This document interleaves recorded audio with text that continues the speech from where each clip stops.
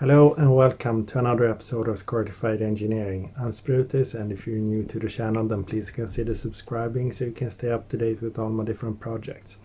This is another status update and it's one of 5 in this rapid release program.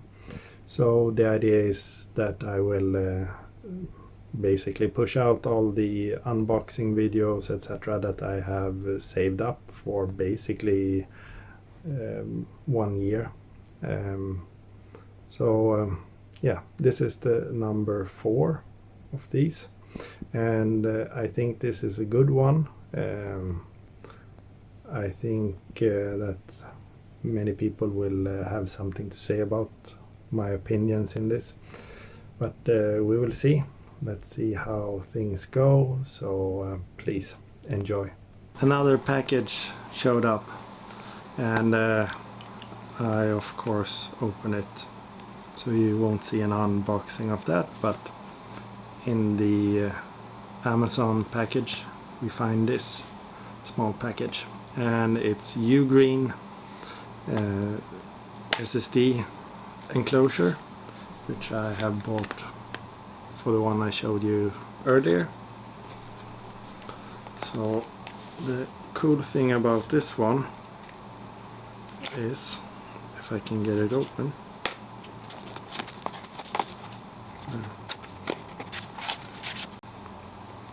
so inside we find specifications, a manual, we find 1, 2 cables, USB 3, type A to type C. The second one is USB type C to type C. And we have a small bag containing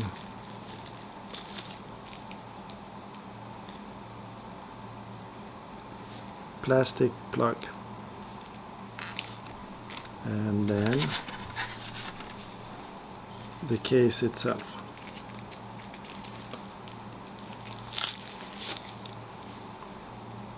So sleek design.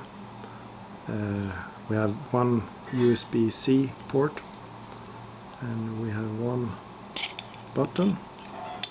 Then we can pull it apart. So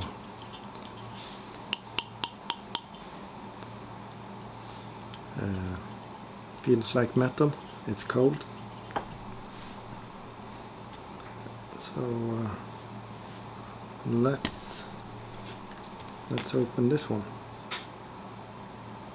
Can we do that in?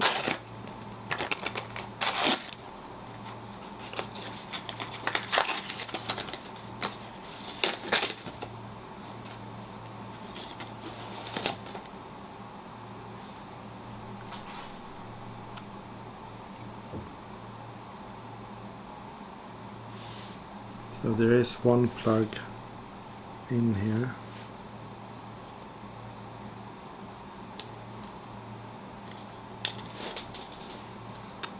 There was a plug in there, now it's on the floor. Let's see.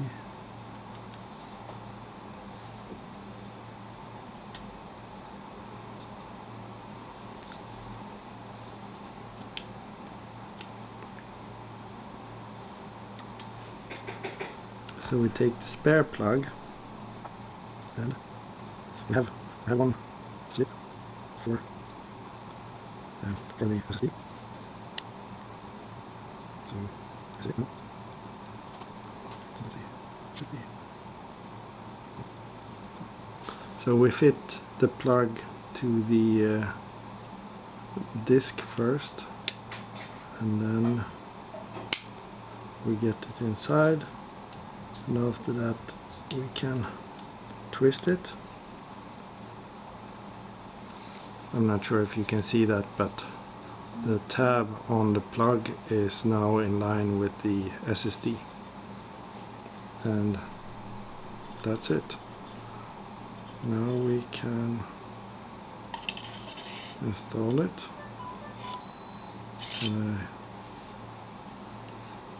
It doesn't matter which side. You can flip the case, push it together, and then we can take the USB type A to type C cable, plug it in the disk, and then so computer did detect it. Let's see if it shows up.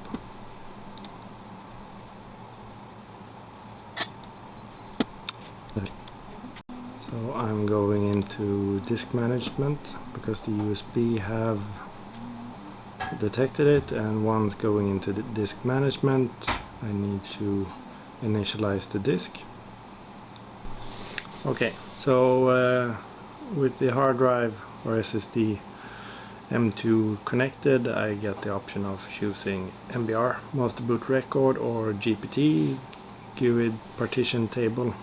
MBR, the old school way, apparently founded in 1983, and it's the piece in the beginning of each hard drive which contain the boot information.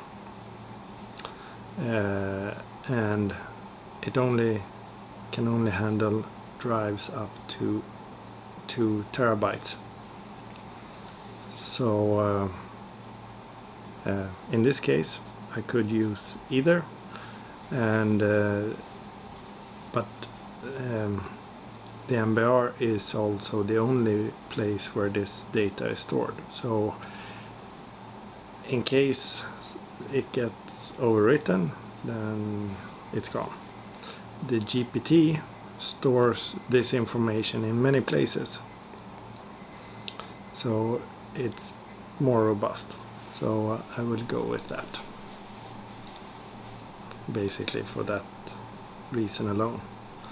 Another difference between MBR and GPT is that MBR you create one primary partition, and then the secondary partitions are created within an extended partition. Yeah, it's just the way it's done. GPT, then you're limited by the operating system. So Windows can currently handle 128 partitions. This is only 1 terabyte. Only. My first computer has just had a few megabytes, but yeah, so I will only have 1 partition on this. Another Black Friday package have arrived, and if you have been or if you're following me on Instagram, I've been nagging you about speeding. A nice motorsport store, great service, great prices. So this is, I guess, the second biggest order. The biggest one was the laptop, but this is not just for me. This is also for the Nissan S13 with the BMW M50 engine. But nonetheless,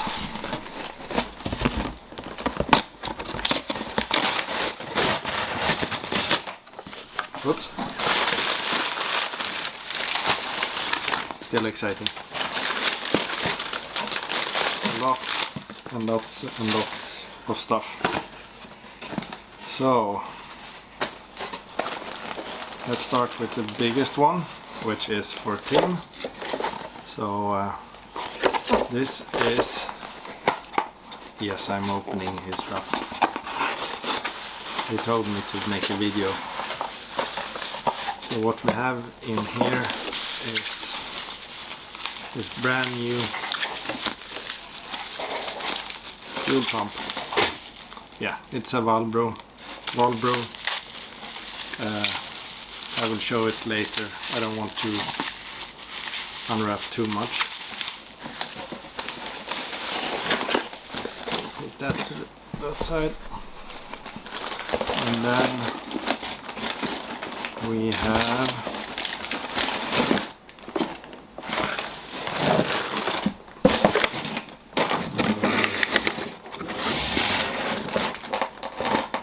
the reason why we went with the Teflon hose is because we want something that actually is ethanol safe.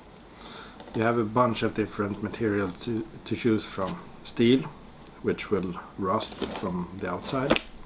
Stainless steel, which is hard to work with and also apparently hard to get.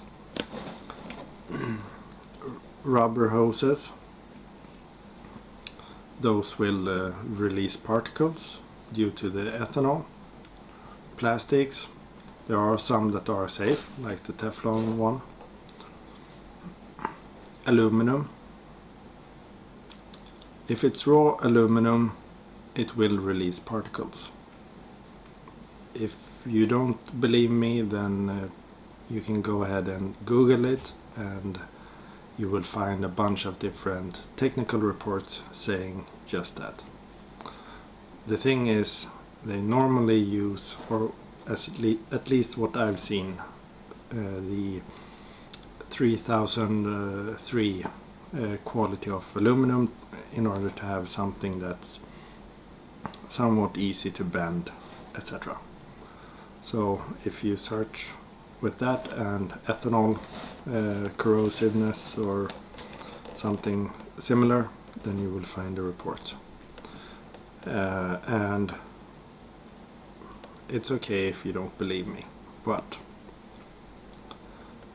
when someone says that there isn't a problem with ethanol and aluminum, then they are probably just testing something short term.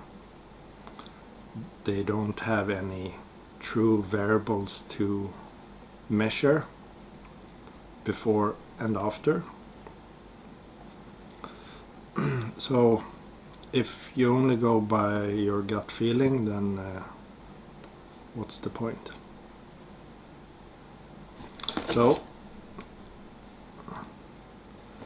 and also we have a bunch of different reports, as I said, and also I've seen what ethanol does to different materials.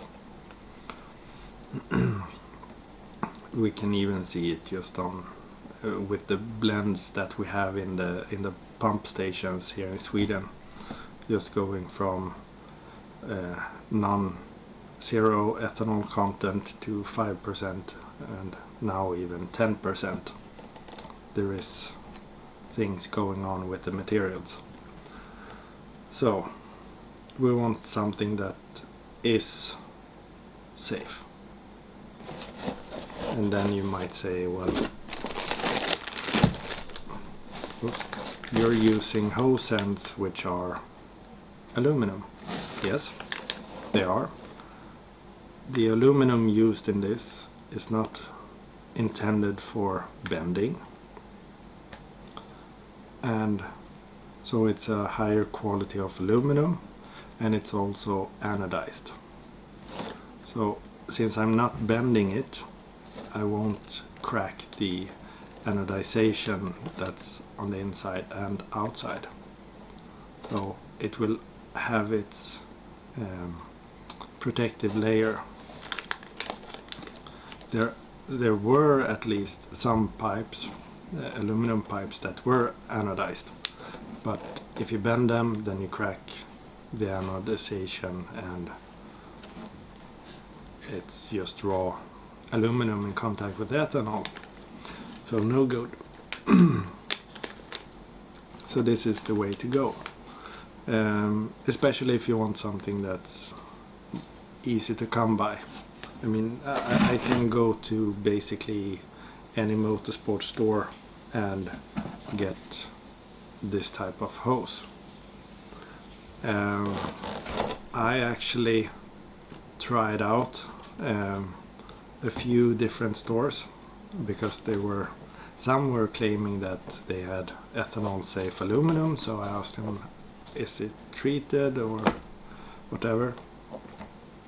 And one store, they replied back and said that they have customers who are using their pipes without any problems.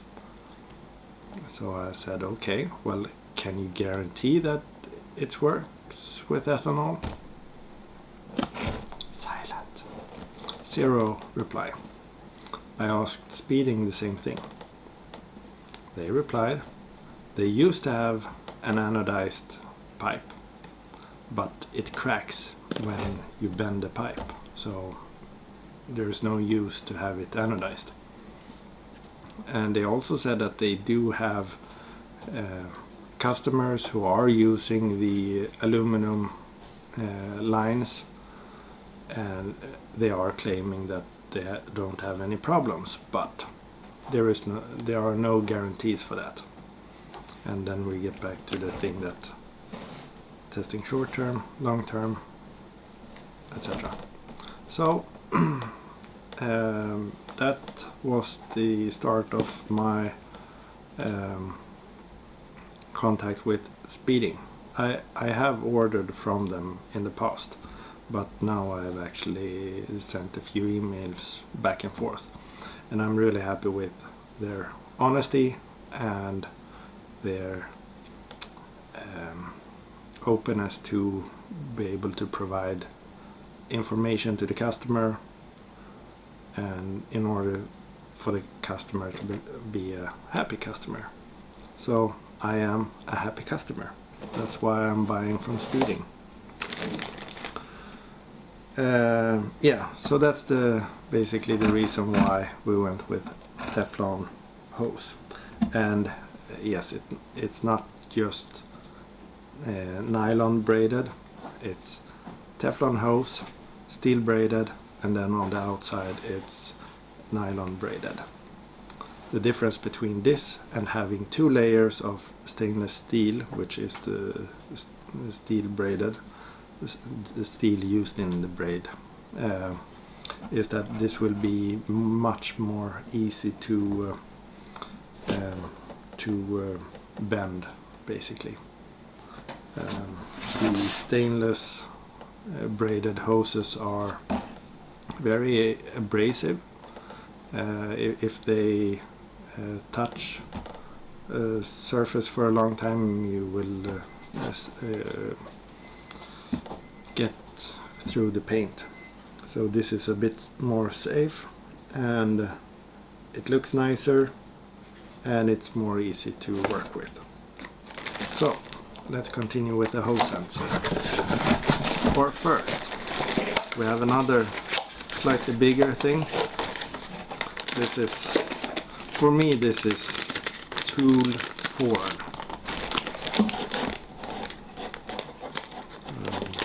I never thought that I would buy something like this. I find it actually a bit insane. So this is a monkey wrench for AN fittings, because normally when I assemble AN hoses, I put electrical tape on the hose ends and so on, so that I don't damage the anodization. That's a bit tricky, and it doesn't always work. The idea with these is that you will get a better grip on it, and it just looks very cool. So they have socket and nut, so the two parts of the hose end.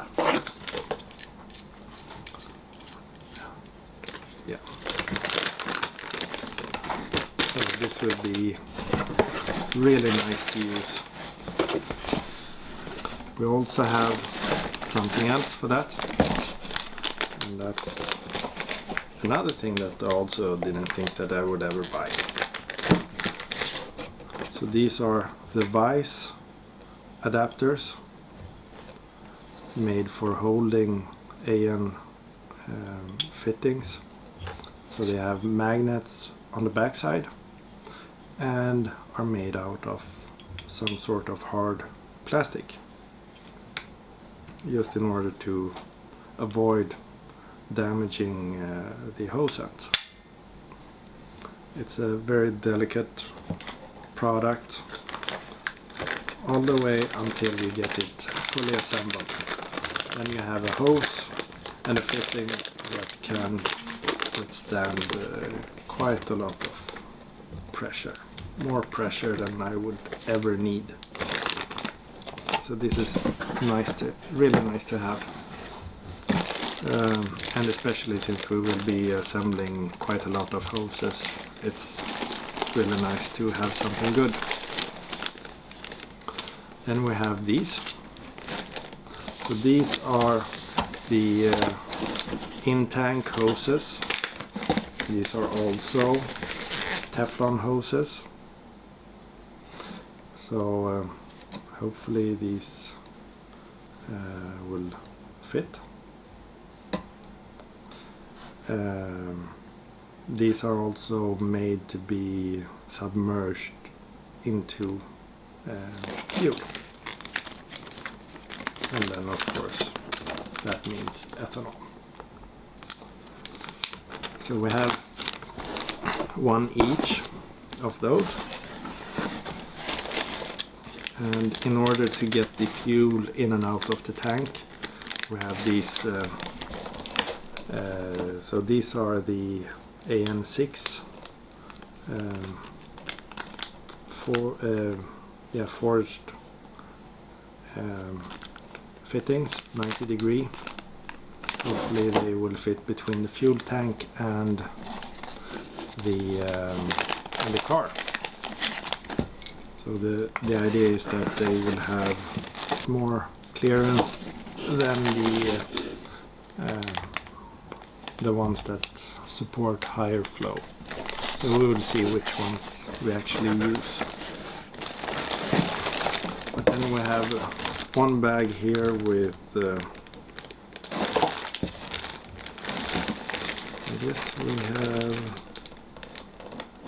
we have 90 degrees, 45 degrees,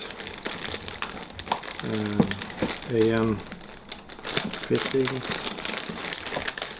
and this one is bigger.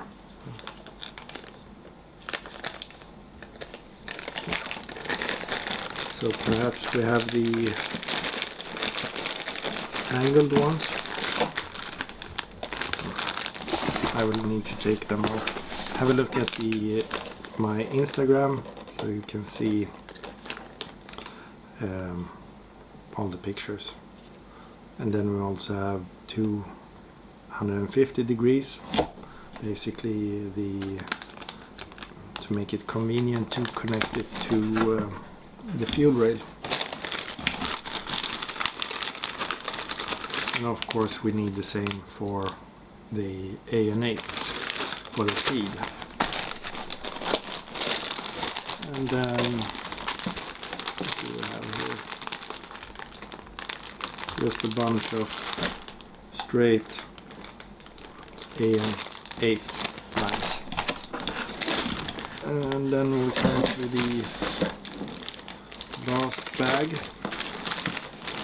and in this one we have some Teflon seals. So these will seal when we use these, for example. So these are basically our feed lines. So we will have the white hose that you saw coming from the fuel pump, which will connect to this. So this will go through the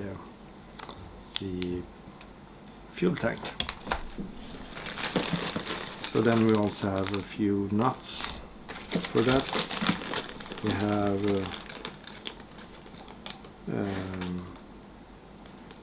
have a bunch of different ones. So we also have the 90-degree ones for AN6, so the return. So that's one possible solution. And maybe this is a fitting for filter. Yeah, so we have the nuts, and we also have two adapters that contains AN6 female and AN8 male. So I will use these on my fuel filter because they are AN6 currently. So instead of buying a brand new filter to replace my brand new filter, I bought these. I think these will come in handy sometime later as well. So now I will do a small photo shoot, so check out my Instagram, and yeah, back to the studio. Okay, so a bit of computer stuff and then a big order from Speeding. So the thing that I'm expecting some big opinions about is the ethanol safe or not safe parts. There are, you can go whichever way you want, but if you want something that's proven to be able to handle ethanol, then this is one of the proper ways. There are others as well, but I will mainly focus on this one because this one is the most the easiest option to buy. Another option would of course be to have stainless lines, but it can be tricky. So this is a good compromise. It's easy to order in shipping, it's easy to install, and it will be able to withstand ethanol. And I don't really care if you have a friend who's been running blah blah blah forever years with rubber hoses. That's not a fact. That's more hearsay. If you have something that is fact-based, then please go ahead and present it in a proper way. I'm open for your opinions and your proof. But yeah, in another week we have another one of these videos, so stay tuned for that. So until then, thank you very much for watching. Please like and subscribe. Stay safe. Take care. Bye bye.